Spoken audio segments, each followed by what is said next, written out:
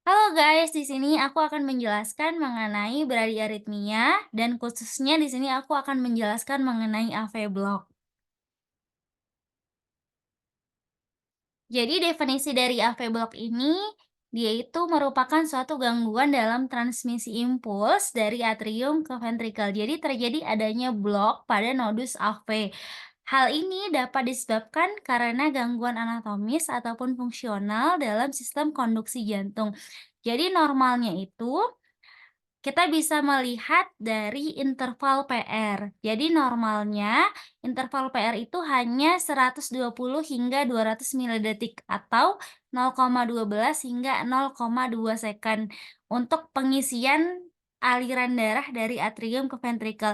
Namun bila ada blok maka akan delay yaitu lebih dari 0,2 second dan itu tanda-tanda bahwa pasien tersebut mengalami suatu kondisi blok nodus AV.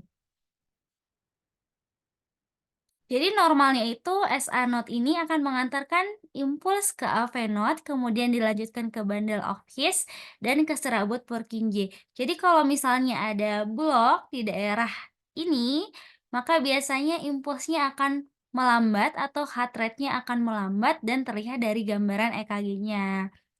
AV block ini bisa diakibatkan karena berbagai macam etiologi. Bisa karena obat-obatan seperti beta blocker, kalsium channel blocker, penyakit jantung, contohnya infak miokard, kemudian proses infiltratif, contohnya amyloidosis, kemudian lupus, dan perubahan usia. Jadi bisa diakibatkan karena fibrosis pada jalur konduksi, seperti itu. Nah, AV block ini dibagi menjadi 3, ada AV block derajat 1, derajat 2, dan derajat 3 atau total AV block.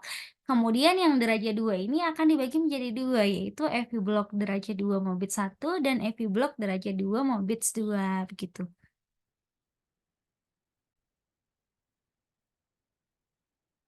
Kemudian, mari kita bahas yang pertama adalah AV block derajat 1. Jadi pada AV block derajat pertama, kita bisa lihat di EKG-nya ya langsung, jadi gelombang P-nya itu akan tetap diikuti oleh kompleks QRS. Tapi tandanya apa? Tandanya adalah,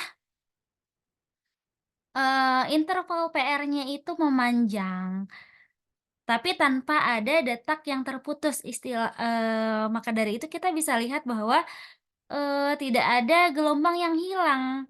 Jadi gelombangnya tetap ada terus, namun PR intervalnya aja yang memanjang seperti itu.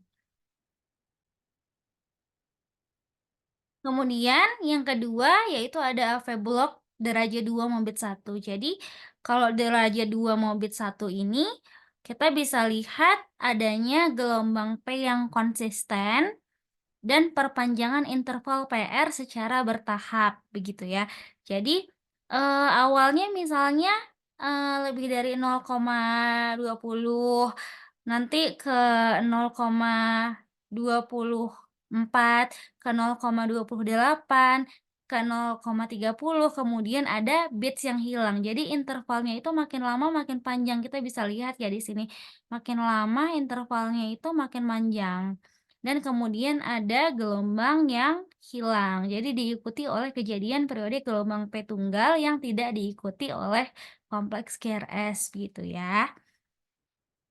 Kemudian untuk AV block derajat 2 Morbid 2 itu bedanya dengan yang Morbid 1 PR intervalnya akan memanjang, makin makin memanjang. Tapi untuk yang Morbid 2 ini intervalnya itu memanjangnya secara konsisten. Jadi kita bisa lihat nih konsisten, tidak makin memanjang, namun terdapat adanya gelombang yang hilang. Kemudian untuk yang total EV block atau, EV block derajat 3, jadi tidak terdapat lagi konduksi AV. Berarti blok jantungnya itu sudah total, jadi ditandai dengan adanya gelombang P yang akan berjalan sendiri dan kompleks QRS yang berjalan sendiri. Jadi nggak bisa ada impuls yang lewat lagi, sehingga atrium akan membentuk iramanya sendiri dan ventricle juga akan membentuk impulsnya sendiri, jadi jalan sendiri-sendiri. Nah, ini kita bisa lihat gelombang P, gelombang P, gelombang P, gelombang P, dan gelombang P. Kompleks QRS, kompleks QRS, kompleks QRS. Jadi, konduksinya itu secara independen, jadi secara sendiri-sendiri karena adanya disosiasi lengkap antara atrium dan ventrikel, jadi blok jantungnya itu total.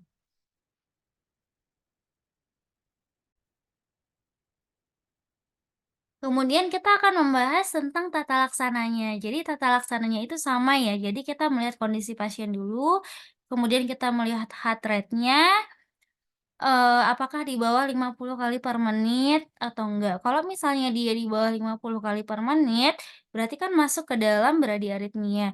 Kita tetap mengidentifikasi dan men-treat underlying cause-nya atau penyebabnya gitu kan.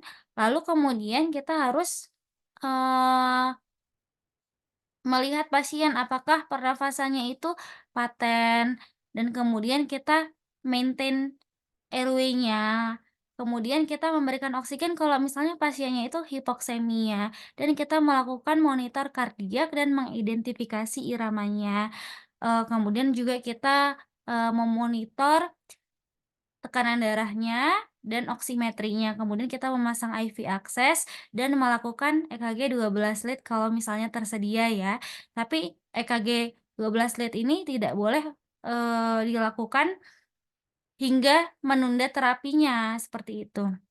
Nah, kemudian kita harus menilai apakah persisten aritmianya ini itu ada tanda-tanda berikut ini, ada hipotensi atau tidak, ada penurunan status mental atau tidak, ada tanda-tanda syok atau tidak, dan apakah ada nyeri dada iskemik, tanda-tanda nyeri dada iskemik atau acute heart failure failure. Ya, teman-teman, kalau misalnya nggak ada, kita bisa monitor dan observasi saja. Tapi kalau misalnya ada, kita bisa berikan terlebih dahulu atropin. Kalau misalnya atropinya tidak efektif, bisa dilanjutkan dengan transcutaneous pacing atau dan bisa diberikan dengan infus dopamin atau infus epinefrin dan kita di-consider untuk konsultasi ke expert atau penggunaan transvenous pacing. Nah, untuk dosisnya itu pertama, dosisnya itu kita harus bolus 1 mg dari atropin, bisa diulangi 3 sampai 5 menit dan maksimumnya itu 3 mg. Untuk dosis dopamin seperti yang tertera, epinefrin juga, dan kita harus lihat penyebab yang mendasari kira-kira pasiennya ini apa? Apakah adanya infark miokard atau drug seperti CCB, beta blocker, atau mengalami hipoksia atau akibat, abnormalitas dari elektrolit. Namun di sini ada notes ya. Jadi kalau pada FV Block derajat 2 Mombits 2 dan derajat 3 ini kan masuk dalam high degree FV Block. Jadi pasiennya itu harus langsung dilakukan pacemaker tanpa pemberian sulfas atropin lagi. Kalau misalnya yang derajat 2 mobit satu baru kita pakai atropin. Nah, untuk yang derajat pertama biasanya hanya dimonitor dan observasi saja. Namun kalau ada tanda-tanda berikut ini ya kita harus mempertimbangkan obat-obatan juga, seperti itu ya.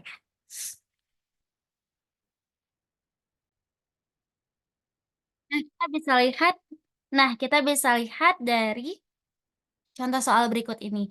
Jadi seorang perempuan usianya 60 tahun ya. Kemudian dibawa ke IGD oleh anaknya dengan keluhan sering pingsan sejak 1 minggu yang lalu.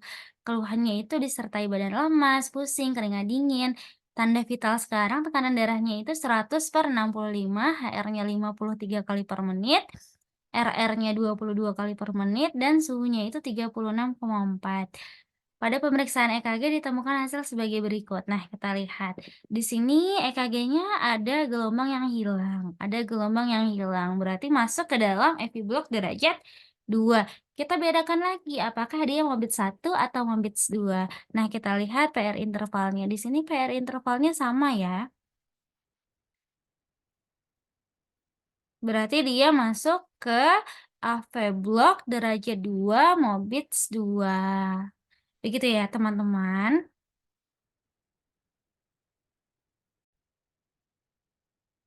Nah, kita di sini masuk ke contoh soal yang kedua. Jadi di sini soal yang kedua perempuan usianya 68 tahun ya, dibawa ke IGD karena penurunan kesadaran sejak 30 menit yang lalu. Menurut keluarga, pasien sebelumnya mengeluh mudah lemas sejak 1 bulan. Pasien tidak pernah berobat. Pada pemeriksaan didapatkan tanda vital 130/75, HR-nya 48, RR-nya 20, suhunya 36,5, dan pada pemeriksaan EKG didapatkan hasil sebagai berikut. Yang ditanya di sini adalah tata laksana definitifnya. Kita bisa lihat di sini EKG-nya kira-kira apa ya. Nah, kenapa gelombangnya kok banyak sekali? Dan ini ada gelombang P, ada gelombang P, ada gelombang P, ada gelombang P. Nah, P-nya kok jalan sendiri-sendiri ya? QRS-nya juga konstan, tapi jalan sendiri-sendiri. Berarti ini adalah AV block derajat 3 atau total AV block, yang mana masuk ke dalam golongan high degree AV block sehingga tata laksana definitifnya tidak bisa lagi observasi atau pemberian obat-obatan. Jadi langsung ke pemasangan pacemaker, teman-teman, begitu.